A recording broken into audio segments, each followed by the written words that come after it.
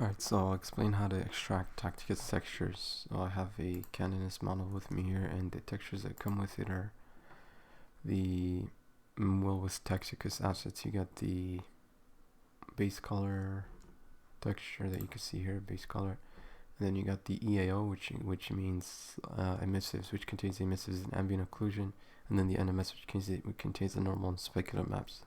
So I have these open here. This is the EAO and this is the NMS. Of course, with the base color you can map it directly.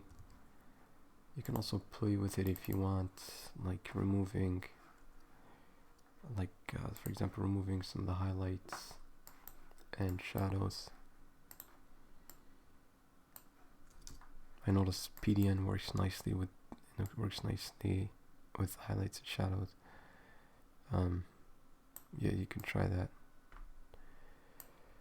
So, and then once you're done with it, of course, that's your diffuse texture, and you can proceed to extract the other important color maps. So you can close that. So let's start off with extracting the emissive and ambient occlusion. So one brush we're going to use a lot is the normal paintbrush. Set to black, set the force to max, set the hardness to max, and set the size to whatever large value. And then for now we're going to start off with the emissive map, so that's under the red channel. So you'll de-highlight the green, blue, and alpha channels. If you don't have this channels tab, it's under Windows, dockable dialogues, under channels. Also, if you don't have the layers tab, it's also under dockable dialogues layers. We'll be using both of them. So let's get the emissive map information, which is under the red channel. So unhighlight the red channel. Make sure you have these highlighted and blacken them. And now you can see the emissive here. That's probably the eye lens. So you can select the red again because we're going to desaturate it and make it grayscale. Because DoW2 is emissive, support grayscale. If it's dark, you can go to colors, exposure, and increase the exposure. Actually, can you see this dialog? Yeah. And so that looks about right. I can extract this now using the XT1 because I don't have really anything saved on the alpha map that I need to write, so the XT1 should suffice. That's the emissive. Now I've already extracted it, and to show you that it's it's extracted properly, I can go to the emissive. That's the same one that I just extracted. Map it here, and you'll notice that it's in the eye lenses. So that looks correct. Carrying on with the ambient occlusion. So for that, what we need to do, it's contain the alpha map.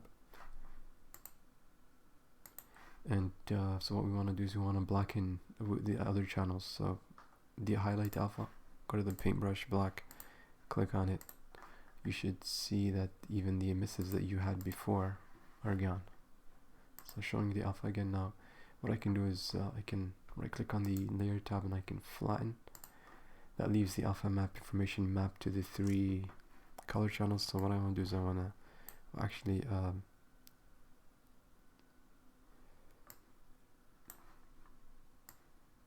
I can desaturate. So with all these selected, red, green, and blue, I desaturate. And I should invert, because whenever I right click flatten image, whenever I combine the alpha information to the others, I have to invert colors. So actually that's odd. This is odd. So let me try something here.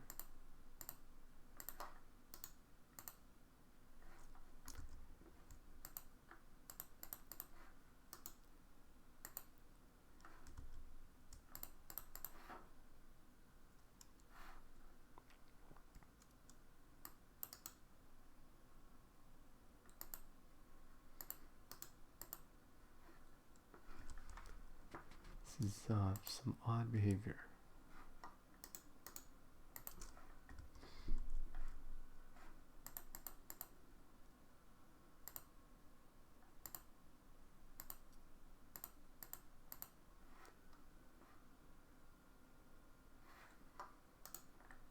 So let me flatten that and then go to invert and then desaturate.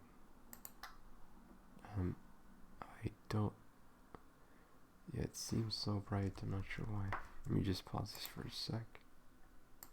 Right, so what I want to make sure is that the background color is set to white with all the channels selected, or just with, rather, let's eliminate the information from the other maps. So under paintbrush black, just make sure you color that black. So when I hide the alpha, I don't see any other information. Now select the alpha. You don't have to select the alpha. You can just right click on the layer and flatten image with the foreground set to black and the background set to white. I can flatten the image, and now it's inverted. I can invert it back, and this should be the occlusion, ambient occlusion information. So I've already exported it. I can export it using the DoW2 because there's nothing in the alpha that I want to write. And of course, when I export it, I should see some parts here that don't receive as much ambient light. I should see them as darker, and that's what I get. Some of these indents or engravings, stuff here, of course, these things that don't receive as much ambient light are a bit darker. Yep. And of course, yeah, so that's ambient occlusion. So now let's go back to this texture, and let's go to this texture with the normals and the specular.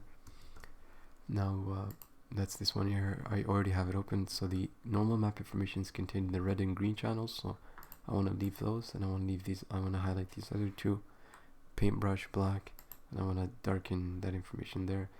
Next, what I want to do is I want to go to with these selected, I can go to the white paintbrush in the foreground and brighten this until it looks more like a normal map. But the way I do that is to have the hardness and forest all the way up, as well as the size to cover the entire texture, and just paint over until these two are white. So with these, anyways, so I can now export this using the DoW2 because again, there's no alpha map information to save. And just to double check that that's a proper normal map, I've already exported it. As I map it here, you can see the buttons, some of the folds in the mesh or the cloth, and then the engravings are all bumped. So that's how you extract a normal map. Now let's go back to this texture. This texture also has the specular map, so I can undo all the edits I made until I go back to the original texture. Specular map versions contain the alpha channel. I don't know what the blue channel has, but I'm just gonna erase whatever's there. So with the black paintbrush, I can paint with these red, green, blue selected. I can paint over.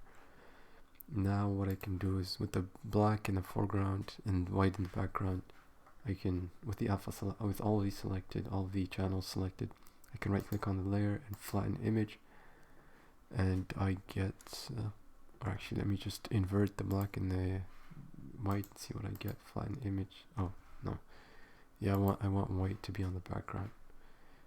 Or alternatively, I can choose something gray like that. Let me just try flattening. Yeah, that's not good. No, I just want white and flatten. Okay, now I want to invert, because whenever so when I invert it, I get something that looks like this, which looks more reasonable because the armor is brighter, the cloth is darker. So I can play around with the brightness and contrast as I like. I can reduce the brightness, increase the contrast a bit if I like, and export it using the XD5, because keep in mind that as per my tutorial on specular textures, you have to, whoops, what did I just do? I have to have an alpha channel, and the alpha channel, the brighter, the more clear it is, the more transparent it is, the rougher the surface. So when I reveal some of the alpha channels, say using eraser, using the anti-erase set at force 10, I reveal some of the sharpness of the light from underneath, or the intensity rather. So when I export it, I should have the following. I've already exported it before. I should get this. So the armor parts are brighter, the cloth is darker, and